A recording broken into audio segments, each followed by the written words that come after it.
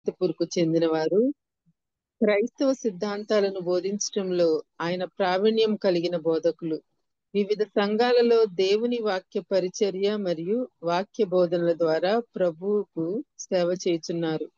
సురేష్ బాబు గారు intermediate education బోర్డునకు ప్రాంతీయ తనిఖీ అధికారిగా పదవి విరమణ చేశారు. సురేష్ బాబు గారికి 2 మనవ సంతానము, క్యాథరిన్ మరియు అషేర్. బ్రదర్ సురేష్ బాబు గారు ప్రస్తుతం తన ఏకైక కుమార్తె కుటుంబంతో కలిసి అనంతపురంలో నివసిస్తున్నారు. వాక్యాన్ని చక్కగా మనందరికి అర్థమయ్యే రీతిలో వివరిస్తారండి. దయచేసి అందరూ మ్యూట్ లోనే ఉండి వాక్యాన్ని శ్రద్ధగా వినాల్సిందిగా కోరుతున్నానండి. Welcome brother. గుడ్ మార్నింగ్ అండి. గుడ్ మార్నింగ్ అండి. థ్యాంక్ యూ ఝాన్సీ గారు. Praise the Lord. Praise the Lord brother. వినిపిస్తుందా అండి? వినిపిస్తుంది బ్రదర్, వినిపిస్తుంది. ఆడియో వీడియో ఓకేనా? నేను వేరే డివైస్ లో నుంచి వచ్చాను, అందుకు నాకు తెలియట్లేదు. ఓకే బ్రదర్, మంచిగా. మన ప్రభువును రక్షకుడైన యేసుక్రీస్తు నామమున virtual prayer fellowship family members అందరికీ శుభములు కలుగును గాక. మరి యొక్క ఉదయకాలంన మనం దేవుని వాక్యంలో నుండి కొన్ని విషయాలు నేర్చుకోవటానికి దేవుడు మనకు అనుగ్రహించిన గొప్ప భాగ్యం కొరకు దేవుడికి వందనాలు. వాక్యంలోకి వెళ్దాం.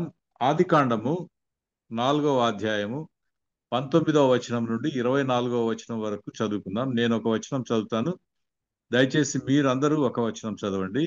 ఆదికాండము 4వ అధ్యాయము 19వ వచనం నుండి 24వ వచనం వరకు చదువుకుందాం. లెమెకు 2 స్త్రీలను పెళ్లి చేసుకొనెను. వారిలో ఒక దాని పేరు ఆదా, రెండవ దాని పేరు సిల్లా. ఆదా యాబాలును పశువులు కలవాడు,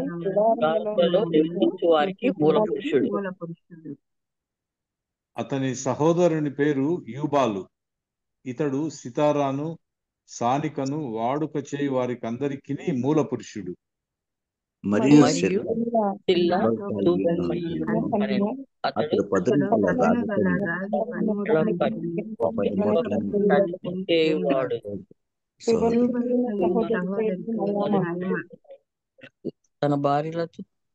లెమెకు తన భార్యలతో, ఓ ఆదా, ఓ సిల్లా, నా పలుకు వినుడి. లెమెకు భార్యలారా, నా మాట ఆలకించుడి. నన్ను గాయపరిచినందుకై ఒక మనుష్యుని చంపితిని, నన్ను దెబ్బ కొట్టినందుకై ఒక పడుచువాని చంపితిని. 7 అంతల ప్రతిదండ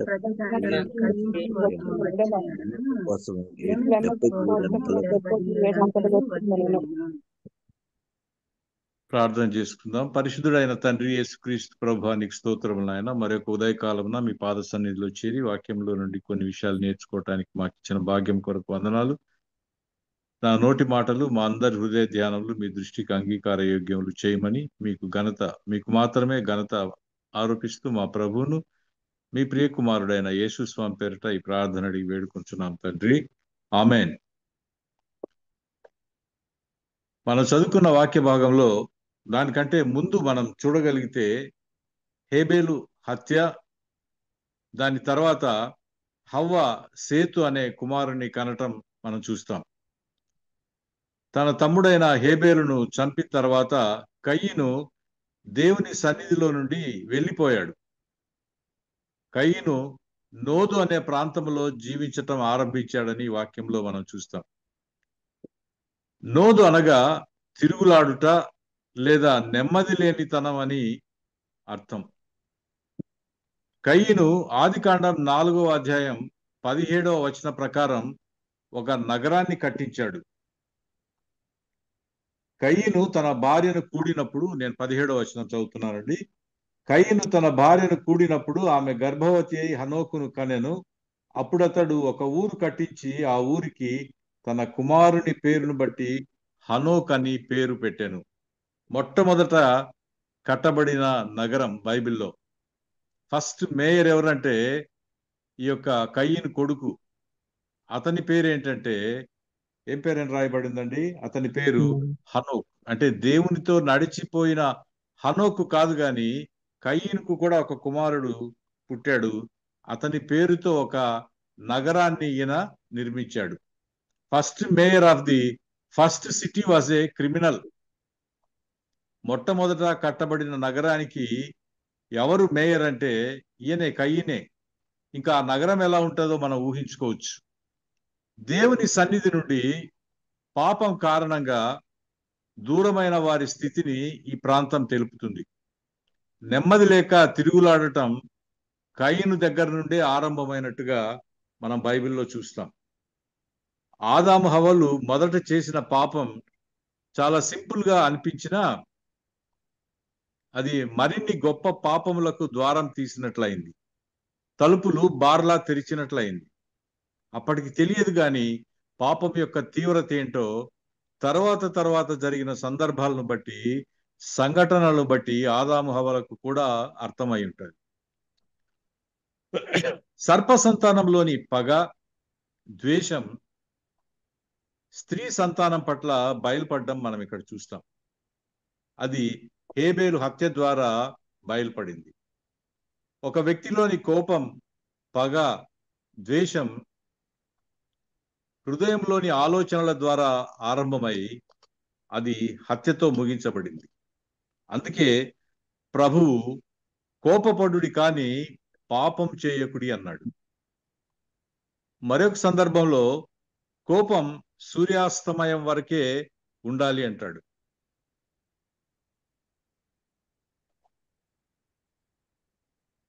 ఈరోజు కోపం రేపటికి అది పగగా మారుతుంది, ఎల్లుండికి అది ప్రతీకారంగా మార్పు చెందుతుంది, కొంతకాలానికి అది హత్యకు దారితీస్తుంది. అంటే ఈరోజు మనం పాలు వేడిపెట్టి తోడు వేస్తే రేపటికి పెరుగు అవుతుంది, అందులో నుంచి చిలికితే వెన్న, అందులో నుంచి తీస్తే కాస్తే నెయ్యి. అంటే 4 రోజుల తర్వాత నెయ్యిగా మారిన కంటెంట్ 4 రోజులకు ముందు పాల రూపంలో ఉండింది. హత్యలు కూడా అలాగే ఆరంభమవుతాయని దేవుడు అందుకే కోపపడుడి కానీ పాపం చేయకుడి అంటాడు. ఈరోజు కోపం కొంతకాలం తర్వాత అది హత్య రూపంలోకి మార్పు చెందుతుందని మనకు అర్థమవుతుంది. తన సొంత తమ్ముడికి ఎవరైనా హాని చేయడానికి తలంపు పెడితే రక్షించవలసిన కయ్యను హేబేలును చంపేశాడు. హేబేలు చాలా మంచివాడు, అన్నకు ఏ హాని తలపెట్టలేదు. ప్రేమపూర్వకంగా మాట్లాడినట్టు నటించి పొలంలోకి తీసుకువెళ్ళి అక్కడ అతన్ని నమ్మించి హత్య చేసినట్టుగా మనం చదువుతాం. తమ్ముడిని చంపడం ద్వారా ఆ దెబ్బ దేవుడికి తగలాలనేది కయ్యూని యొక్క ఆలోచన. ఎందుకంటే దేవుడు హేబేలును ప్రేమించి అతని అర్పణను అంగీకరించాడు. అయితే కయ్యూనును ద్వేషించి అతని అర్పణను అంగీకరించలేదు. ఆ కారణం చేత కయ్యూను తన తమ్ముడిని ద్వేషించి చంపేశాడు. గమనించారా? సాతాను ప్రేరేపణ ద్వారా పాపం చేసింది హవ్వ. హవ్వ ప్రేరేపణ ద్వారా పాపం చేశాడు ఆదాము. అయితే కయ్యూను ఎవరి ప్రేరేపణ లేకుండానే పాపం చేశాడు. పాపం మానవ సంబంధాలను పాడు చేస్తుంది అనడానికి ఇది ఒక గొప్ప ఉదాహరణ. మరణం యొక్క అనుభవం ఏమిటో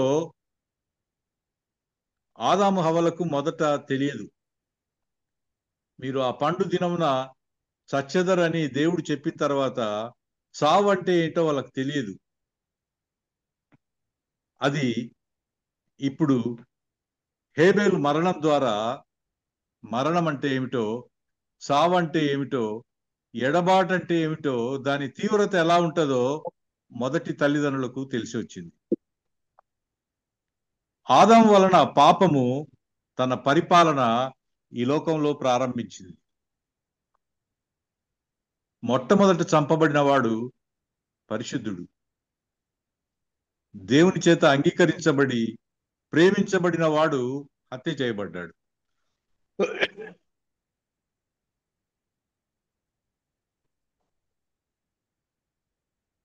మొదట సమాధికి చేరిన వాడు కూడా పరిశుద్ధుడే. మొదట పరలోకంలోకి చేర్చబడిన వాడు హేబేలు. దేవుని కొరకు మొదటి హతసాక్షి తన విశ్వాసాన్ని బట్టి చంపబడటం మనం ఇక్కడ చూస్తాం. ఆదాము నుండి అన్గాడ్లీ లైన్ లో లెమెక్ అనేవాడు 7వ వాడు.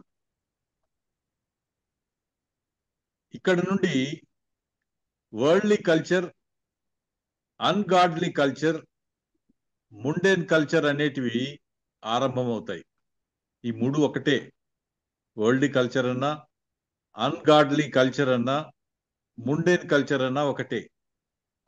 అవి ఈ లెమెక్ ద్వారా ఆరంభమైనట్టుగా మనకు బైబిల్ తెలుపుతుంది.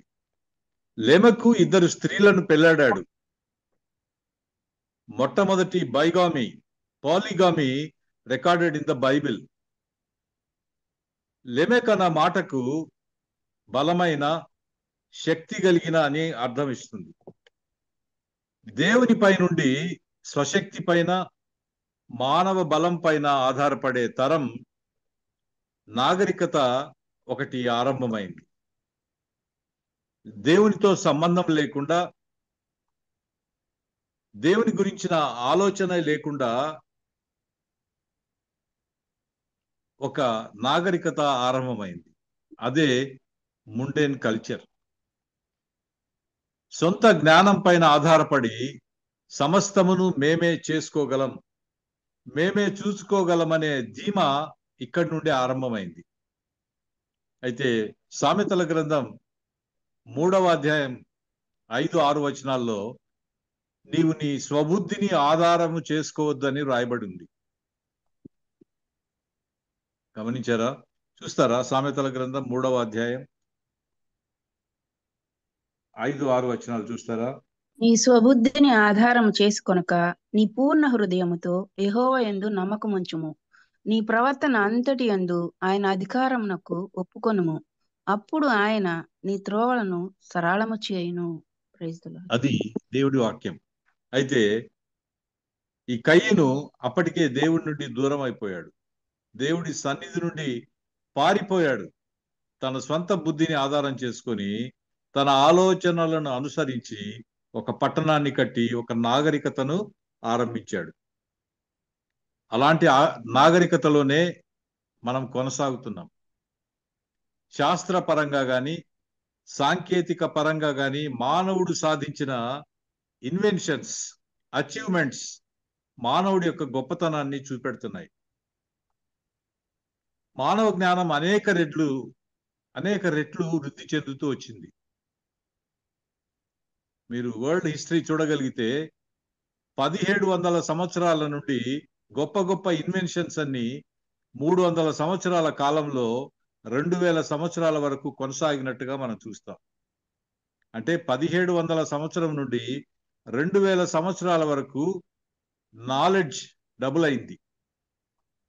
300 సంవత్సరాల్లో అప్పటి వరకు ఉన్న నాలెడ్జ్ డబుల్ అయింది. 2000 సంవత్సరాల నుండి 30 సంవత్సరాలకు నాలెడ్జ్ డబుల్ అవుతుందంట. 2030 నుండి ప్రతి సంవత్సరం నాలెడ్జ్ డబుల్ అవుతుందని చెప్తారు సామాజిక శాస్త్రవేత్తలు. కాబట్టి అభివృద్ధి చెందిన సాంకేతిక రంగాలన్నింటినీ, వాటి యొక్క అనుభవాలను మనం ఈ రోజుల్లో చూడగలుగుతున్నాం. సరే, లెమెక్ మొదటి భార్య పేరు ఆదా, రెండవ భార్య పేరు సిల్లా. ఆదా అనే మాటకు అలంకారం అని అర్థం. అలంకారానికి, అందానికి ఆధునిక యుగంలో ఉన్న ప్రాధాన్యత ఎంత గొప్పదో మనకు తెలుసు. అలంకారం, డెకరేషన్, షో ఆఫ్, ఆర్భాటం, వీటన్నిటినీ మనం సమాజంలో చూస్తూ ఉంటాం. ప్రపంచవ్యాప్తంగా అందాల పోటీలు ఈ కల్చర్లో నుంచే వచ్చాయి. ఈ మధ్య కాలంలోనే హైదరాబాద్లో ప్రపంచ అందాల పోటీలు జరగటం మనం చూస్తాం. అందంగా కనిపించాలనే తాపత్రయం, మార్కెట్లో కాస్మెటిక్స్, వాటి ప్రకటనలు, వాటి వినియోగం మోడర్న్ గర్ల్స్కి బాగా తెలుసు. ఒకరిని మించి ఒకరు అందంగా కనిపించాలనే పోటీ అలంకారాలకు ప్రాధాన్యత ఇవ్వటం మనం చూస్తాం. ఎన్నో రకాలైన ప్లాస్టిక్ సర్జరీలు కూడా ఈ కోరిక నుండే పుట్టాయి. అయితే బైబిల్ ఏం చెప్తుందంటే, సామెతల గ్రంథంలో అందం మోసకరం, సౌందర్యం వ్యర్థం అంటుంది. ఇంకొంచెం ముందుకు వెళ్తే సామెతల గ్రంథంలోనే 11వ అధ్యాయం 22వ వచనం చూస్తే చూడగలుగుతారండి. 11వ అధ్యాయం 22వ వచనం. వివేకము లేని సుందర స్త్రీ పంది ముక్కుననున్న బంగారు కమ్మి వంటిది. చూసారా, అక్కడ దేనికి ప్రాధాన్యత ఇవ్వబడినట్టుగా వాక్యంలో మనం చూస్తామంటే, వివేకానికి, అందానికి కాదు, వివేకానికి ప్రాధాన్యత ఇచ్చినట్టుగా మనం చూస్తాం. అందుకే వివేకము లేని సుందర స్త్రీ ఎంత అందంగా ఉన్నప్పటికీ వివేకము లేకపోతే, దేవుని భయభక్తులు లేకపోతే ఆమె ఒక పంది ముక్కున ఉంచబడిన బంగారు కొమ్ము వంటిది అంటుంది దేవుని వాక్యం. ఆధునిక సమాజానికి కావాల్సింది ఐశ్వర్యరాయ్ కాదు, మరి ఎవరు కావాలి? మదర్ తెరేసా కావాలి. మదర్ తెరీసా గాడ్లీ లైన్ కు రిప్రజెంటేటివ్ గా మనకు కనపడుతుంది ఆధునిక యుగంలో. ఐశ్వర్యరాయ్ అన్గాడ్లీ కల్చర్ కు రిప్రజెంటేటివ్ గా మనకు కనబడుతుంది. సో గాడ్లీ కల్చర్ ఒకవైపు పోతా ఉంటది ప్రపంచంలో, అన్గాడ్లీ కల్చర్ కూడా ఇంకొక వైపు దాన్ని వెంబడిస్తూ ఉంటది. షో ఆఫ్ అనే వ్యవహార శైలి అధిక భాగం ప్రజల జీవన విధానంలో మనం చూస్తాం. దురదృష్టం ఏంటంటే, విశ్వాసులు అనబడే వాళ్ళు కూడా, దైవజనులు సహితం, పరిచర్యలో ఉన్నవారు కూడా తమ జీవన శైలిని ఆర్భాటంగా, అట్టహాసంగా కనిపించాలని కోరుకుంటారు. ఇది ముండేన్ కల్చర్లో ఒక భాగం.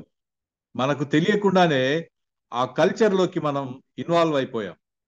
ఆ కల్చర్ మన జీవన విధానంలోకి ఎంటర్ అయినట్టుగా మనము చూస్తాం. ఇక రెండవ భార్య పేరు సిల్లా. సిల్లా అనే మాటకు నీడ, విశ్రాంతి అనే అర్థం ఇస్తుంది. More scientific inventions are improved more leisure in our lives. ఎక్కువ శాస్త్ర సాంకేతిక ఇన్వెన్షన్స్ అన్ని మన జీవితంలో ఎక్కువ లీజర్ ఉండేటట్టుగా, ఎక్కువ లీజర్ మనం ఎంజాయ్ చేసేటట్టుగా ఆ యొక్క శాస్త్ర సాంకేతిక ఇన్వెన్షన్స్ మనకు ఉపయోగపడుతున్నాయి. సాంకేతికత పెరిగే కొలది వర్క్ కల్చర్ మర్చిపోతూ వస్తున్నాం. ఎక్కువ విశ్రాంతి అనుభవించటం అలవాటైపోయింది. ఎక్కువ విశ్రాంతి మనల్ని ఎలా తయారు చేస్తుందంటే, ఎక్కువ సోమరిపోతులుగా తయారు చేస్తుంది. శారీరక కష్టం తగ్గిపోతూ ఉండటం, దాని ప్రభావం దీర్ఘకాల ఆరోగ్యం మీద చూపించటం మనందరికీ ఆధునిక యుగంలో తెలిసిన విషయమే. ఉయ్యాలలు, తూగుటుయ్యాలలు, రిలాక్సింగ్ సోఫాలు ఈ కల్చర్లో భాగమే. ఎక్కువ విశ్రాంతి కలిగి ఉండాలనే కోరిక, మనస్తత్వం ఆధునిక యుగంలో మనం చూస్తాం. అయితే ఒక దైవజనుడు ఏమంటాడంటే, ప్రతి క్రైస్తవ గృహంలో అన్ని ఈజీ చైర్స్ తగలబెట్టాలంటాడు. ఎందుకు ఆయనకు అంత అసూయ అంటే, చేయవలసిన పనులను చేయకుండా విశ్రాంతి తీసుకోవటం, సోమరిపోతులుగా తయారు కావటం క్రైస్తవ సంఘాల్లో, క్రైస్తవ కుటుంబాల్లో ప్రారంభమైనట్టుగా ఆ దైవజను యొక్క ఉద్దేశం. ఇంటి పని చేసే సమయం తగ్గింది సరే, మరి మిగిలి ఉన్న ఖాళీ సమయాన్ని దేవుని పనికి వినియోగించలేని స్థితి నేటి విశ్వాసుల్లో మనం చూస్తాం. ఖాళీ దొరికింది కానీ ఆ ఖాళీ సమయాన్ని దేవుని పనికి వినియోగించలేకపోతున్నాం. సౌకర్యవంతమైన జీవన విధానం, సుఖవంతమైన జీవన విధానం ఈ కల్చర్ యొక్క ముఖ్య లక్షణం. We love comfortable living. ఏ చిన్న అసౌకర్యాన్ని, చిన్న శ్రమను కూడా భరించలేనంత సున్నితంగా తయారైపోయాం క్రైస్తవ విశ్వాసులం. అయితే మొదటి శతాబ్దంలో విశ్వాసులను గమనించండి. అపోస్తలుల కార్యముల గ్రంథంలో మనం చూస్తాం, వారు శ్రమలు కాదు కదా, ప్రభు కొరకు హింసలు అనుభవించినట్టుగా మనం చూస్తాం. అంత గొప్ప హింసలు వారు ప్రభు కొరకు, ప్రభు రాజ్యం కొరకు ఎలా అనుభవించగలిగారో మనం ఊహించలేం. హతసాక్షులు ఎలా అయ్యారో మనం ఊహకు అందదు. మనలాంటి వారమే మొదటి శతాబ్దంలో ఉండి ఉంటే దేవుని సువార్త ఆ శతాబ్దంతో ఆగిపోయి ఉండేది. అందుకోసమే దేవుడు మనల్ని 21వ శతాబ్దంలో పుట్టేటట్టుగా ఏర్పాటు చేశాడు. హతసాక్షులుగా తయారైన వాళ్ళు దేవుని రాజ్య వార్తను, దేవుని రాజ్య సువార్తను తమ చుట్టూ కాదు కదా, అనేక వేరువేరు ప్రాంతాలకు తీసుకువెళ్ళినట్టుగా మనం చూస్తాం. దేవుని కొరకు జీవించటం కష్టమా? దేవుని కొరకు మరణించటం కష్టమా? అదే ప్రశ్న ఇంకొంచెం మార్చి చెబుతాను, అడుగుతాను. దేవుని కొరకు జీవించటం సులభమా? దేవుని కొరకు మరణించటం సులభమా? మరణించడమే సులభం అయ్య గారు. దేవుని పేరు చెప్పుకొని జీవించటం చాలా కష్టమైపోయింది మనం కదా. మరణించటం ఒక్క రోజుతో అయిపోతుంది. జీవించటం అనేది ఎంతవరకు కొనసాగాలో మనకు తెలియదు. హతసాక్షులైన వారు అనేక శ్రమలకు, అనేక హింసలకు, అవమానాలకు వారు ఎక్స్పోజ్ అయినట్టుగా మనం చూస్తాం. అయితే మనం more comfort we are enjoying, that is leading to more leisure. More leisure is leading to more laziness. Leisure పేరుతో, విశ్రాంతి పేరుతో సోమరిపోతులుగా ఉండటాన్ని మనం చూస్తాం. అయితే గమనించండి, దేవుని రాజ్యంలో సోమరిపోతులకు స్థానం లేదు. మీరు బైబిల్లో ఎక్కడైనా చూడండి, దేవుడు ఎవరితో మాట్లాడినప్పుడైనా, ఎవరినైనా తన పని నిమిత్తమై పిలిచినప్పుడు వారు ఏదో ఒక పనిలో నిమగ్నమై ఉన్నట్టుగా మనం చూస్తాం. ఎలీషాను గాని, మోషేను గాని, చివరకు తన శిష్యులైన 12 మందిని కానీ పిలిచినప్పుడు వారు తమ తమ పనిలో నిమగ్నులై ఉన్నట్టుగా మనం చూస్తాం. పని అంటే నా ఉద్దేశంలో ఉద్యోగం అని కాదు. ఏ పని చేయటానికి మనం ఎలాంటి ఉత్సాహం చూపుతున్నామో దానిని బట్టి దేవుడు తన రాజ్యంలో పని చేయటానికి, తన తోటలో పని చేయటానికి పిలవటానికి సిద్ధంగా ఉన్నాడు. ఖాళీగా ఉన్న వాళ్ళను, సోమరిపోతులను, నిద్రపోతులను దేవుడు పిలిచినట్టుగా ఎక్కడ మనకు బైబిల్లో కనబడదు. ఒక్క సమూయేలు మాత్రమే, బాలుడైన సమూయేలు తాను నిద్రకు ఉపక్రమిస్తూ ఉండగా దేవుడు పిలిచినట్టుగా మనకు కనబడుతుంది. మిగిలిన ఎవరిని పిలిచినప్పటికీ దేవుడు వారు తమ తమ పనులలో ఉన్నట్టుగా మనం చూస్తాం. దేవుని రాజ్యంలో సోమరులకు స్థానం లేదు. దేవుని రాజ్య స్థాపనలో ప్రతి వ్యక్తికి పని ఉంది. అది కొద్ది మంది మాత్రమే చేయాలి, ఎవరో పాస్టర్స్ మాత్రమే చేయాలి, లేకపోతే ఎవాంజలిస్టులు మాత్రమే చేయాలి, బిషప్స్ మాత్రమే చేయాలి, లేకపోతే అనాయింటెడ్ పీపుల్ మాత్రమే చేయాలి. కాదు. ఒక్కసారి మీరు ప్రభును స్వంత రక్షకునిగా అంగీకరించారంటే మీరు కూడా ఒక మిషనరీ లాంటి వారే. మీ చుట్టూ ఉన్న అనేక మంది ప్రజల నాశనానికి మీరు కూడా బాధ్యత వహించవలసిన వారే. దేవుని రాజ్య స్థాపనలో ప్రతి వ్యక్తికి పని ఉంది. అది మనకి ఎక్కడ అర్థమవుతుంది? మత్తయి రాసిన సువార్త 20వ అధ్యాయంలో, ఇప్పుడు చదవాల్సిన అవసరం లేదనుకుంటే అది చాలా పెద్ద పారబుల్. 20వ అధ్యాయంలో 1 నుండి 16వ వచనం వరకు ఒక పారబుల్ ఉంది. ఆ పారబుల్ ఏంటో గుర్తొచ్చిందా అండి ఎవరికైనా? ఒక తోట యజమాని తన తోటలో పని చేయటానికి ఉదయాన్నే లేచి బయటకు వెళ్ళి పనివారిని తీసుకెళ్తాడు. మళ్ళీ 9 గంటలకు పనివారిని పంపుతాడు. ఖాళీగా ఉన్న వాళ్ళని చూసి 12 గంటలకు తన తోటలోకి పంపుతాడు. ఇలా సాయంకాలం 5 గంటలకు కూడా, అంటే ఇంకొక గంటలో పని ముగించబడుతుందని తెలిసినప్పటికీ కూడా బయటికి వెళ్ళి చూస్తే కొంతమంది ఖాళీగా ఉంటే వారిని మీరు వచ్చి నా తోటలో పని చేయండి, ఎందుకు ఖాళీగా ఉన్నారని తీసుకెళ్తాడు. సాయంకాలం 5 గంటలకు కూడా ఊరక నిల్చున్న వారిని యజమానుడు తన పనిలోకి ఆహ్వానిస్తున్నాడు. ఉదయం కనిపించిన వారిని తోటలోకి పంపాడు, సాయంకాలం చివరి గడియలో కూడా పనిలోకి చేర్చుకుంటున్నాడు. దేవుని పని చేయటానికి సమయం అసమయం లేదు. పౌలు ఆ మాటే చెప్తాడు. సామెతల గ్రంథంలో ఒక మాట ఉంటది, పనిలో జాగు చేయువాడు నష్టం చేయువానికి సహోదరుడు అని రాయబడింది. పనిలో జాగు చేయువాడు, జాగు అంటే ఆలస్యం, ఆలస్యం చేయువాడు నష్టం చేయువానికి సహోదరుడు అని రాయబడింది. నష్టం చేయువాడు ఎవరు? ఇంకెవడు? సాతానే. దేవుని పని చేయకుండా ఆలస్యం చేసేవాడు సాతాను. అలాంటి వాడికి, పనిలో ఆలస్యం చేసేవాడికి వీడు స్నేహితుడు అవుతాడు.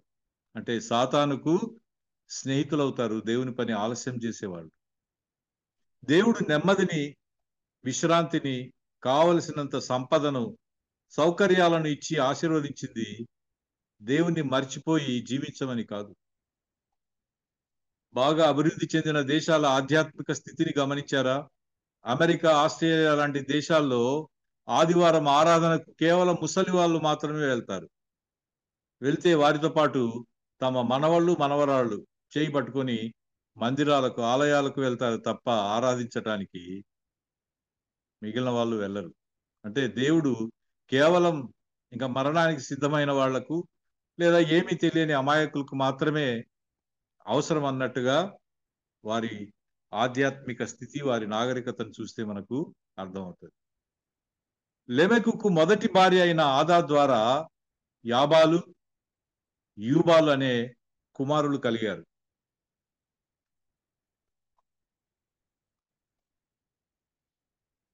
రెండవ భార్య అయిన సిల్లా ద్వారా తుబల్ కయ్యిను అనే కుమారుడు కలిగాడు. ఇతని కాలంలోనే నగరాలు నిర్మించటం, లోహములను కనుగొనటం, వాటిని వినియోగించటం, నగరాలకు ప్రాకారాలను నిర్మించటం ప్రారంభించారు. దేవుడి వారికి జ్ఞానం సమృద్ధిగా ఇవ్వటం చేశాడు. దానిని బట్టి లోహములను కనుగొని వాటిని ఎలా వినియోగించాలో ప్రారంభం చేశారు. నగరాలను నిర్మించారు, వాటికి ప్రాకారాలు కట్టుకుంటున్నారు. అసలు కాంపౌండ్ వాల్స్ ఎందుకు కట్టుకుంటామండి మనం? ఎందుకు కట్టుకుంటామంటే ఇతరులతో సాంగత్యం చేయడానికి ఇష్టం లేదు కాబట్టి, మన సరిహద్దుల్లో మనం ఉండిపోవటానికి, ఇతరులను మన సరిహద్దులు దాటి రావటం అనుమతించని నైజం ఇక్కడ మనకు కనబడుతుంది. ఈ ప్రాకారాలు దాన్ని సూచిస్తాయి. యాబాలు పశు సంపదను వృద్ధి చేసినట్టుగా మనం చూసాం. ఆ రోజుల్లో పశు సంపద మాత్రమే వారి యొక్క సంపదను, ఐశ్వర్యాన్ని లెక్కించటానికి ఉపయోగించేవాళ్ళు. అందుకోసమే పాత నిబంధనలో మనం చూస్తే వారికి ఇంత డబ్బు ఉంది, లేకపోతే అన్ని ఫ్లాట్లు ఉన్నాయి, ఎన్ని ఇళ్ళు ఉన్నాయని చెప్పబడదు. వారి దగ్గర ఉన్న ఒంటెలెన్ని, వారి దగ్గర ఉన్న గాడిదలెన్ని, వారి దగ్గర ఉన్న గొర్రెలన్నీ, మేకలెన్ని అనే సంఖ్య చెప్పడం ద్వారా వారి సంపదను మనకు తెలియపరుస్తుంది. వారి సంపద పశువుల సంఖ్య మాత్రమే తెలియపరిచేది. గుడారాల్లో నివసించటం ఎందుకంటే ఆ రోజుల్లో వాళ్ళు ఉంటున్న స్థలానికి నీళ్లు తీసుకురావటం వారికి తెలియదు. అందుకోసమే నీళ్ళు ఎక్కడ దొరుకుతాయో, పశువుల మేత ఎక్కడ దొరుకుతుందో అక్కడికి వెళ్ళడానికి సులభంగా ఉంటుందనే ఉద్దేశంతో వాళ్ళు గుడారాల్లో నివసించడం ప్రారంభించారు. నీటి వనరుల కొరకు ఒక ప్రదేశం నుండి ఇంకొక ప్రదేశానికి తమ స్థావరాన్ని మార్చడం సులభం కాబట్టి గుడారాలలో నివసించడం చేశారు. వారిని నోమాడిక్ ట్రైబ్స్ అంటారు. అదే కల్చర్ ఈ రోజుల్లో మనకు కనబడుతుంది. ఎలా? ఫామ్ హౌసెస్ నిర్మించుకుంటున్నాం. అందులో పశువులను, వివిధ జాతులకు చెందిన పశువులను పెంచటం ప్రారంభం చేశాం.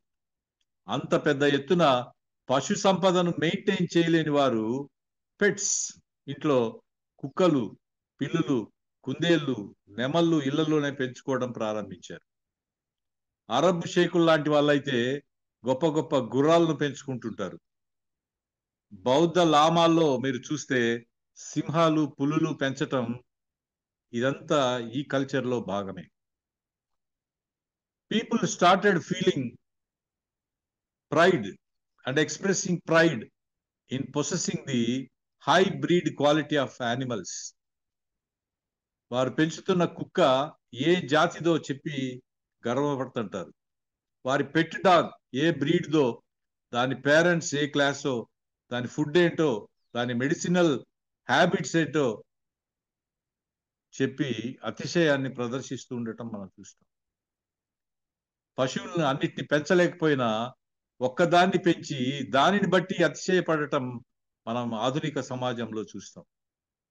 అసలు కొన్ని కుక్కల లగ్జూరియస్ లైఫ్ చూస్తే సగటు మానవుడు కూడా అంత లగ్జూరియస్ గా జీవించలేడు అనిపిస్తుంది. ఇంకొక ఆశ్చర్యకరమైన విషయం చెప్తాను. మీకు తెలుసా, అమెరికా లాంటి దేశంలో సువార్త పని నిమిత్తమై ఖర్చు చేసే ధనం కంటే పెట్ డాగ్స్ పైన ఖర్చు చేసే ధనమే ఎక్కువ. అది వాళ్ళు ఇచ్చే స్టాటిస్టిక్స్ బట్టే ఒక చోట ఎక్కడో చదివాను నేను. పెట్ డాగ్స్ పైనే ఎక్కువ డబ్బు ఖర్చు పెడతారు తప్ప గాస్పెల్ వర్క్ పైన ఎక్కువ డబ్బు ఖర్చు చేయరు. తమ స్టేటస్ ను సూచించేటట్టుగా యానిమల్ బ్రీడింగ్ ను ధనవంతులు కలిగి ఉంటారు. మనుషులలో కంటే కొన్ని ఇళ్లలో కుక్కలే సుఖవంతమైన జీవితం జీవిస్తూ ఉంటాయి. ఆస్ట్రేలియా జనాభాను మీరు చూస్తే ఆ జనాభా కంటే ఆ దేశంలో ఉన్న క్యాటిల్ నంబర్ ఎక్కువ ఉన్నట్టుగా స్టాటిస్టిక్స్ చూస్తే మనకు అర్థమవుతుంది. సరే, ఇక యూబాలు రెండవ కుమారుడు, అతడు సితారాను, సానికను తయారు చేశాడని చూశాం. సానిక అంటే ఇంగ్లీష్ బైబిల్లో ఆర్గన్ అని కొన్ని ట్రాన్స్లేషన్స్ లో, ఫ్లూట్ అని కొన్ని ట్రాన్స్లేషన్స్ లో మనకు కనబడుతుంది. బేసిక్ గా మ్యూజికల్ ఇన్స్ట్రుమెంట్స్ 3 విధాలుగా ఉంటాయి: metal instruments, leather instruments, blown instruments.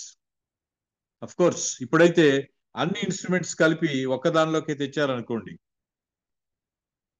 సంగీతం యొక్క హోరు నేటి యవనస్తులకు బాగా తెలుసు. ఎక్కడికి వెళ్ళినా సంగీతం వినబడుతూనే ఉంటది. సంగీతం లేకుండా సగటు మనిషి జీవితాన్ని మనం ఊహించలేం. సీడీలు, సెల్ ఫోన్లో డ్రైవ్ చేస్తూ హెడ్ ఫోన్లో మ్యూజిక్ వినటం, మైకేల్ జాక్సన్, లక్కీ అలీ, ఏఆర్ రెహమాన్ లాంటి గొప్ప గొప్ప మ్యూజిషియన్స్ వారి పాపులారిటీ మనకు తెలుసు. మ్యూజిక్ మన జీవితంలో ఒక భాగమైపోయింది. వాయిద్యాలతో దేవుని ఆరాధించటం కాకుండా సంగీతమే మన ప్రపంచంగా మారిపోయినట్టుగా మనం చూస్తాం. ధనవంతులు కావటానికి, బలవంతులు కావటానికి, అత్యంత సంతోషంగా జీవించటానికి పద్ధతులు, పరికరాలు కనిపెట్టాడు కానీ మనిషి దేవునికి దగ్గరయ్యే మార్గం మాత్రం మర్చిపోయాడు. వీటన్నిటి ద్వారా దేవుడు మనల్ని ఆశీర్వదించిన విధానాన్ని బట్టి దానికి కారకుడైన సృష్టికర్తను వెతికి కనుక్కొని ఆయనకు లోబడి కృతజ్ఞత కలిగి ఉండటం మర్చిపోయారు, మానేశారు. పదును గల ఇత్తడి పనిముట్లను, ఇనుప పనిముట్లను తయారు చేయడం నేర్చుకున్నారని చదివాం ఇందాక. There started love of metals. Metals ను ప్రేమించటం, దానిని ఎలా వినియోగించాలో తెలుసుకోవటం ఆరంభమైన నాగరికత గురించి మనం చూస్తున్నాం. వ్యవసాయ పరికరాలతో పాటు యుద్ధ ఆయుధాలను కూడా, ప్రమాదకరమైన యుద్ధ ఆయుధాలను కూడా తయారు చేయటం నేర్చుకున్నాడు మనిషి. మొదట వ్యవసాయ పరికరాలతో ఆరంభమై తర్వాత తన వేటకు ఉపయోగపడే పరికరాలను తయారు చేయటంతో కొనసాగి చివరకు యుద్ధ ఆయుధాలను కూడా తయారు చేయటం నేర్చుకున్నాడు. నేటి ధనవంతుల ఇళ్లలో గోడలకు మీరు చూస్తే పొడవాటి ఇత్తడి బరిసెలు, ఖడ్గములు వేలాడదీయబడి ఉంటాయి. అవి వారి యొక్క స్టేటస్ కు సింబల్స్. యుద్ధాయుధాల ప్రాధాన్యత వివిధ దేశాల బడ్జెట్ అలాట్మెంట్ చూస్తే మనకు అర్థమవుతుంది. విద్య, వైద్యం, మౌలిక సదుపాయాల కంటే అధిక భాగం బడ్జెట్ వార్ ఎక్విప్మెంట్ మీదే మనం ఖర్చు చేయటం గొప్ప గొప్ప దేశాల్లో చూడగలుగుతాం. యుద్ధం యొక్క నష్టం, దాని తీవ్రత ఇప్పుడు కాంటెంపరీ సొసైటీలో కూడా మనం ఉక్రెయిన్ రష్యా మధ్య జరుగుతున్న యుద్ధాన్ని కానీ, ఇజ్రాయెల్ చేస్తున్న యుద్ధాన్ని కానీ చూస్తే తెలుస్తుంది. వేల మంది కాదు, లక్షల మంది తమ ప్రాణాలని కోల్పోతున్న యుద్ధాలను మనం కళ్ళప్పగించి చూస్తా ఉన్నాం. యుద్ధంలో అందరికంటే గొప్పగా నష్టపోయే వాళ్ళు ఎవరంటే స్త్రీలు, పిల్లలు. ఇజ్రాయెల్ చేస్తున్న యుద్ధాన్ని మీరు చూడగలిగితే ఆహారం లేక చనిపోతున్న చిన్న పిల్లలను మనం చూస్తాం. హలో, ఇలాగూ వార్ ఎక్విప్మెంట్ మీద ఎక్కువ బడ్జెట్ ఖర్చు చేసే దేశాలను మనం చూస్తాం. ఇంకా ఎల్లో మెటల్, అదే గోల్డ్ పట్ల మోజు మక్కువ వేరుగా చెప్పక్కర్లేదు. మగవాళ్ళు కూడా స్త్రీలతో పోటీపడి లావుపాటి చైన్స్ మెడలో, చేతులకు వేసుకుంటుంటారు. ఇక రెండవ భార్య సిల్లా, ఆమె కన్న కుమారుడి పేరు తుబల్ కయీన్. కయీను తన తమ్ముడైన హేబేలును చంపిన కయీను పేరు 7 జనరేషన్స్ తర్వాత తన కుమారుడికి ఈయన పెట్టుకున్నట్టుగా మనం చూస్తాం. కయీను ప్రభావం నెక్స్ట్ 7th జనరేషన్ మీద కూడా ఉంది అనటానికి గుర్తు అతని పేరుకు జ్ఞాపకంగా లెమెకు తన కుమారుడికి తుబల్ కయీన్ అని పేరు పెట్టుకున్నాడు. సద్దాం హుసేన్, వీరప్పన్, బిన్ లాడెన్ లాంటి విలన్స్ గురించి అందరికీ తెలుసు. అయితే పౌలు గురించి, పేతురు లాంటి వారి గురించి అంతగా తెలియదు. వారు చేసిన సేవ, వారి పుస్తకాలు, వారి ఫిలాసఫీ తెలుసుకోలేదు. లెమెకు తన భార్యల దగ్గరకు వచ్చి చెబుతున్నాడు, నన్ను గాయపరిచినందుకు, దెబ్బ కొట్టినందుకు ఒకరిని చంపేసినానని చెప్తున్నాడు. చూసారా, తాను చేసిన క్రైమ్ ను బట్టి ఎంత గర్వంగా మాట్లాడుతున్నాడో. This is the second murder recorded in the Bible. ఇతరుల పట్ల అసహనం, యాక్సెప్ట్ చేయలేని వ్యక్తిత్వం ఇక్కడి నుంచి ఆరంభమైనట్టుగా మనము లెమెకు నుంచి చూస్తాం. అసలు గాయపరిస్తేనే చంపేసేంత క్రూరత్వం ప్రారంభమైంది. చేసిన నేరానికి కన్ఫెషన్ లేకుండా గొప్పగా, గర్వంగా దాని గురించి మాట్లాడుతున్నట్టుగా చూస్తాం. విజయ్ దేవరకొండ మాట్లాడే తీరును బట్టి సమాజం ఎలా నడుస్తుందో మనం చూడగలుగుతాం. మ్యాకో, దాన్ని మ్యాకో స్టైల్ అంటారు. మ్యాన్లీ స్టైల్ అదేనంట. ఎక్కువ లెక్కలేనితనంగా మాట్లాడటమే నేటి సమాజంలో మనం యవనస్తుల్లో చూడగలుగుతాం. గర్వంగా, అతిశయంగా తాము చేసిన పనిని కూడా గర్వంగా మాట్లాడుకునే సమాజంలో మనం ఉన్నాం. కయీన్తో పోల్చుకొని దేవుడు అతన్ని శిక్షిస్తే నన్ను కూడా శిక్షించాలంటున్నాడు లెమెకు. నేరస్తులను అభిమానించి నేరగాళ్లను రోల్ మోడల్ గా తీసుకునే కల్చర్ లో ఉన్నాం మనం. తమ దుష్ప్రవర్తన గూర్చి సిగ్గుపడవలసింది పోయి దానిని బట్టి అతిశయించటం మనం సమాజంలో ఈ రోజు కూడా చూస్తున్నాం. ఆదాము హవ్వలను ఏదెను తోట నుండి బయటకు పంపివేసిన తర్వాత దేవుడు మళ్ళీ వారితో సంభాషించినట్లుగా బైబిల్లో రికార్డ్ చేయబడలేదు. ఒకసారి తోటల నుండి బయటకు పంపిన తర్వాత వారితో సంభాషణ దేవుడు మానేశాడు. అయితే మనం సంతోషించవలసిన విషయం ఏంటంటే, సేతు అనే కుమారుడి ద్వారా ఎనోషు వచ్చాడు. ఎనోషు నుండి ప్రార్థన చేయటం ఆరంభమైంది.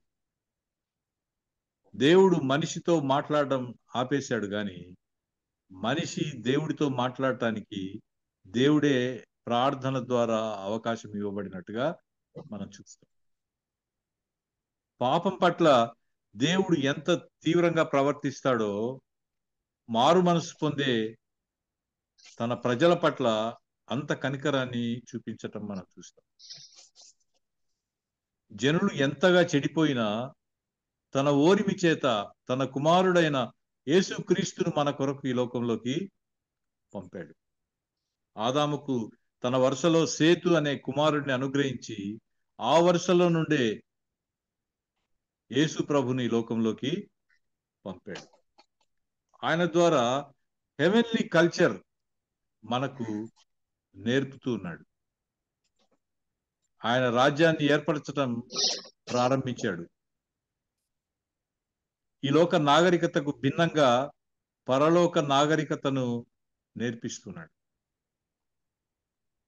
ప్రపంచమంతా ఒకవైపు వెళ్తూ ఉంటే దేవుణ్ణి అంగీకరించిన పిల్లలు దానికి కౌంటర్ కల్చర్ను కలిగి ఉండటాన్ని మనం ఈ లోకానికి చూపెట్టాలని దేవుడు కోరుకుంటున్నాడు.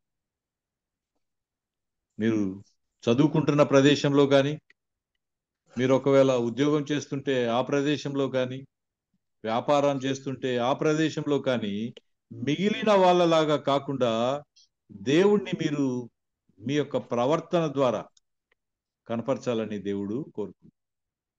అలాంటి కౌంటర్ కల్చర్ను ఎగ్జిబిట్ చేయాలని దేవుడు కోరుకుంటున్నాడు. దేవుడికి మన ప్రసంగాలు, మన పాటలు, మన కానుకలు కాదు కానీ మన ప్రవర్తన ద్వారా మనం ఘనత తీసుకురావటానికి వీలవుతుంది.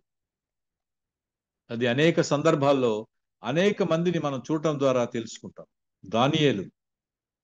దానియేలు అంత ఉన్నతమైన స్థాయిలో నెక్స్ట్ టు ది కింగ్, రాజు తర్వాతి 2వ స్థానంలో ఉన్న దానియేలు మీద ఎంత ఒత్తిడి ఉంటుందో, ఎంత టెంప్టేషన్ ఉంటుందో మనం ఊహించగలం.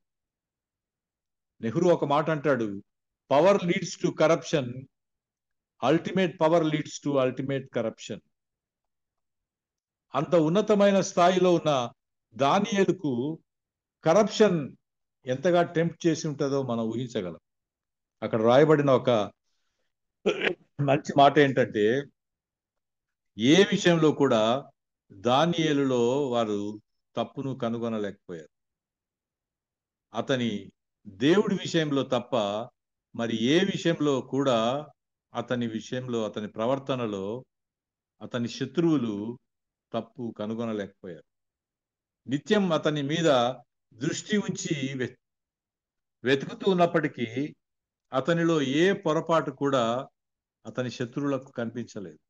అలాంటి కల్చర్ ఒకటి దేవుడు ప్రారంభించాలని ఇష్టపడుతున్నాడు. ఎంత శ్రమలైనా అవమానాన్నైనా ఓర్చుకొని రాజు తర్వాతి 2వ స్థానానికి వెళ్ళిన యోసేపు లాంటి కౌంటర్ కల్చర్ను దేవుడు సమాజంలో ఆయన నమ్మిన బిడ్డల ద్వారా చూపించాలని కోరుకుంటున్నాడు. ఇతరుల పట్ల సహనం కలిగి ఉండటం, శత్రువుల కొరకు సైతం ప్రార్థించటం, వారిని ప్రేమించటం చేయమంటున్నాడు ఈ కల్చర్ ద్వారా. సాధారణ జీవన విధానం మారాలని దేవుడు కోరుకుంటున్నాడు. ఆశా నిగ్రహం కలిగి ఉండాలని ప్రభువు కోరుకుంటున్నాడు. తగ్గింపు స్వభావం కలిగి ఉండాలని, దాన్ని పెంపొందించుకోవాలని, విధేయత నేర్చుకోవాలని దేవుడు తన వాక్యం ద్వారా తనను నమ్మిన బిడ్డల ద్వారా గాడ్లీ కల్చర్ను లోకానికి చూపెట్టాలని కోరుకుంటున్నాడు. తమ పాపములను ఒప్పుకొని విడిచిపెట్టడం అనేది ఈ కల్చర్ ద్వారా నేర్పించాలనుకుంటున్నాడు. ఈ లోక నాగరికతకు ఆకర్షించబడకుండా పరలోక నాగరికత వైపు మన విశ్వాస జీవితం కొనసాగాలని దేవుడు కోరుకుంటున్నాడు.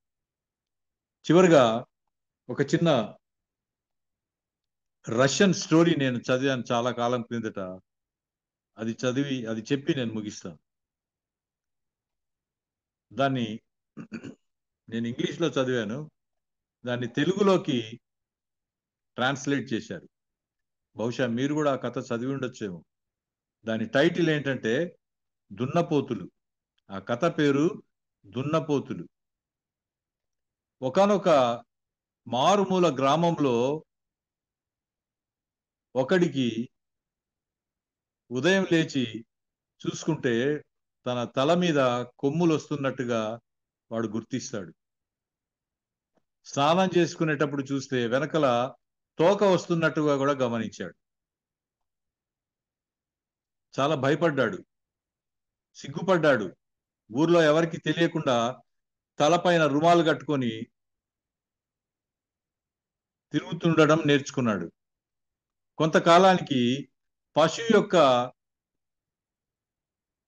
స్వభావ లక్షణాలు వాడిలో ఎక్కువగా పెరిగిపోయినాయి. ఎంత ఎక్కువగా పెరిగిపోయినాయంటే ఇంకా ఎవరిని పట్టించుకోకుండా ఎక్కడంటే అక్కడ గడ్డి తినటం, కుడితి తాగటం చేస్తా ఉన్నాడు. ఊర్లో వాళ్ళందరూ చూశారు, గమనించారు. వీడి పశు ప్రవృత్తి తెలుసుకున్న తర్వాత అందరూ కలిసి ఒక నిర్ణయానికి వచ్చి ఒకానొక రోజు రాళ్ళు తీసుకొని అతన్ని కొట్టి చంపేశారు. పశు స్వభావం వాడిలో కనిపించిన కారణం చేత, పశు ప్రవృత్తి వాడిలో అధికమైన కారణం చేత అందరూ కలిసి వాడిని చంపేశారు. మరుసటి రోజు నుంచి ఊర్లో అందరికీ కొమ్ములు రావటం, తోక పెరగడం తెలుసుకున్నారు. వారిలో అందరిలో పశు ప్రవృత్తి ఆరంభమైంది, ఒకడిలో తప్ప. వీరందరికీ కొమ్ములు పెరిగిపోయినాయి, తోకలు పెరిగిపోయినాయి. అందరూ పశువులాగా గడ్డి మేయటం, కుడితి తాగటం చేసి ఒకానొక రోజు అందరూ కలిసి ఎవడికైతే కొమ్ములు రాలేదో, ఎవడికైతే తోక లేదో, ఎవడికైతే పశువుల యొక్క స్వభావం లేదో వాని మీద పడి పొడిచి అందరూ కలిసి చంపేశారు. అదే కథ, అంతే కథ.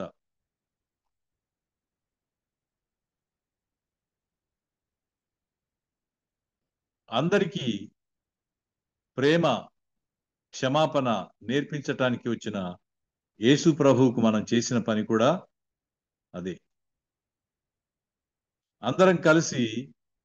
మనందరం కలిసి మానవులందరూ కలిసి యేసు ప్రభువుకు విధించిన శిక్ష అదే. మెల్ Gibson the passion of Christ cinema తీశాడు హాలీవుడ్ లో. ఆ సినిమా చూసిన తర్వాత హాలీవుడ్ అన్నది ఇంత హారిబుల్ ఫిల్మ్, ఇంత క్రూయల్ ఫిల్మ్ ఇంతవరకు ఎవరు తీయలేదన్నది. వాస్తవానికి అంతకంటే క్రూయల్ ఫిల్మ్స్ హాలీవుడ్ తీసింది, కానీ క్రూయాలిటీ టువర్డ్స్ జీసస్ క్రైస్ట్ చూసిన తర్వాత అందరికీ దుఃఖం, కన్నీళ్లు, బాధ కలుగుతాయి. అంతకెన్నో రెట్లు ప్రభు శిక్షించబడటం, మన పాపముల నిమిత్తమై తన ప్రాణాన్ని శిలువ పైన అర్పించటం మనము వాక్యంలో చూస్తాం. అదంతా దేవుడు యేసు ప్రభు ద్వారా తన రాజ్యాన్ని స్థాపించటానికి, ఆ రాజ్యంలో ఉండవలసిన కల్చర్ ఎలా ఉండాలో నేర్పించటానికి యేసు ప్రభును ఈ లోకంలోకి పంపినట్టుగా మనము చూస్తాం. అలాంటి కల్చర్ మనం కొనసాగించటమే కాదు, దాన్ని సమాజంలోకి తీసుకువెళ్ళాలని, ఆయన రాజ్య స్థాపన మనందరి భుజస్కంధాల పైన ఆ బాధ్యత ప్రభు ఉంచినట్టుగా మనము వాక్యం ద్వారా తెలుసుకుంటాం. అలాంటి కల్చర్ను, గాడ్లీ కల్చర్ మనందరం అనుకరించటం, ఇతరులకు దాన్ని నేర్పించటం చేసే బాధ్యత యేసు ప్రభు తన మరణం ద్వారా, తన పునరుద్ధానం ద్వారా మన మీద ఉంచినట్టుగా మనము నేర్చుకోవాలి. అలాంటి బాధ్యత మనం తీసుకుందాం. అందుకు తగిన ప్రార్థనా జీవితం మనం కలిగి ఉండటానికి ప్రయత్నం చేద్దాం. Over to the leader. Thank you. Thank you so much brother. మరి చాలా చక్కని వర్తమానాన్ని ఆదికాండం 4వ అధ్యాయం ద్వారా వివరించినందుకు మీకు ప్రత్యేక వందనాలు తెలియజేస్తున్నాను. మరి పరిశుద్ధంగా జీవించాలి, మొట్టమొదటి చంపబడిన వాడు పరిశుద్ధుడని, మరి కయీను హేబెల్ను చంపటం ద్వారా దేవుణ్ణే బాధ పెట్టాలనుకున్న ఒక విషయం మాకు ఒకసారి జ్ఞాపకం చేశారు. ప్రతి ఒక్కళ్ళు పని కలిగి ఉండాలి, మరి సోమరులుగా బద్ధకస్తులుగా ఉండకూడదు, వాళ్ళని దేవుడు కూడా ఇష్టపడరని జ్ఞాపకం చేసినందుకు, అట్లాగే మనం అందరము గాడ్లీ నేచర్ కలిగి ఉండాలని, ఇతరులకు నేర్పించాలని, ఆయన రాజ్యానికి వారసులుగా చేయాలన్నదే దేవుని చిత్తం. కాబట్టి చెప్పబడిన వాక్యాన్ని మనము చక్కగా ఈ రోజంతా ధ్యానం చేసుకుందామండి. మరొక్కసారి మీరు వినాలనుకుంటే యూట్యూబ్ లో అవైలబుల్ గా ఉంటది. బాబీ రత్నాకర్ అని టైప్ చేస్తే మీకు వారి ఫోటోతో సహా అందుబాటులో ఉంటాయి. ఇంకా సురేష్ గారు చెప్పిన వాక్యాలు చాలా ఉన్నాయండి, అవన్నీ మీరు వినొచ్చు. ఈ యొక్క యూట్యూబ్ ఛానల్ ని మీరు సద్వినియోగం చేసుకోవాల్సిందిగా కోరుతున్నానండి. మన మధ్యలో ఉన్న పాస్టర్ మురళీ బాబాయ్ గారు ముగింపు ప్రార్థన, పరలోక ప్రార్థన ఆశీర్వాదం ఇవ్వాల్సిందిగా కోరుతున్నానండి.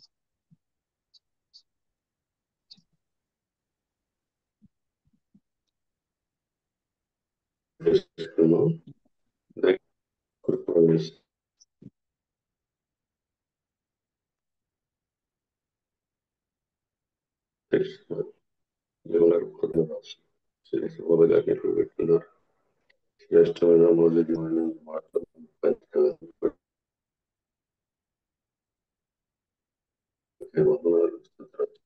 ఇంకా అధికంగా జీవించండి, ఆశీర్వదించండి. కుటుంబంలో ప్రార్థిస్తున్నాను ఆయన. వారి ప్రేమను వాళ్ళని జీవించండి, ఆశీర్వదించండి. బంగారు భద్రపరిచి ఉన్నతమైన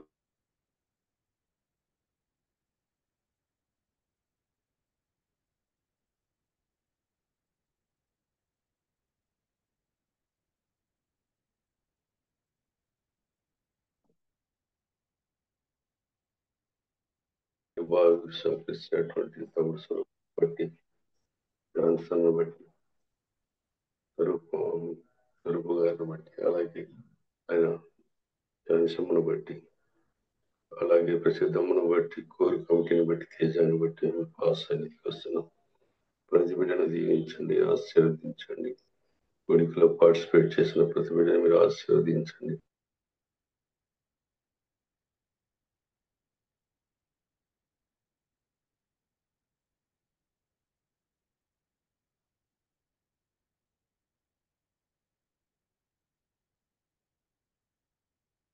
ప్రభువును మీ ప్రియ కుమారుడు లోకరక్షకుడు మాకై శిలువలో పెట్టి తిరిగి లేచి తండ్రి కుడి పార్శ్వాన్ని కూర్చొని మా కొరకై ఇంకా విజ్ఞాపన చేస్తున్నటువంటి మా ప్రియ రక్షకుడు యేసుక్రీస్తు నామమును అడిగి వేడుకొని ప్రార్థిస్తున్నాను తండ్రి, ఆమేన్. పరలోకమందున్న మా తండ్రి, నీ నామం పరిశుద్ధపరచబడుగాక, నీ రాజ్యం వచ్చునుగాక, నీ చిత్తం పరలోకమందు నెరవేరునుగాక. మా దినాహారమును మాకు దయచేయండి, మాకు అపరాధములు క్షమించినట్లు మా అపరాధములు శోధనలోనికి తీకాదుష్టుడు తప్పించండి. రాజ్యము శక్తి మహిమ నిరంతరములైన తండ్రి. మన పరమ దేవుని ప్రేమ, కుమారుడైన యేసుక్రీస్తు వారి కృప, ఆదరణకర్తైన పరిశుద్ధాత్మైన అన్యాన్య సహవాసం, వాక్యం అందించినటువంటి దీనదాసులు సురేష్ బాబాయ్ గారికి, కుడికిలో పార్టిసిపేట్ చేసిన ప్రతి బిడ్డకు సదాకాలము తోడు నడిపించునుగాక. ఆమేన్. అందరికీ వందనండి. అడయ్య గారు, సురేష్ బాబాయ్ గారు.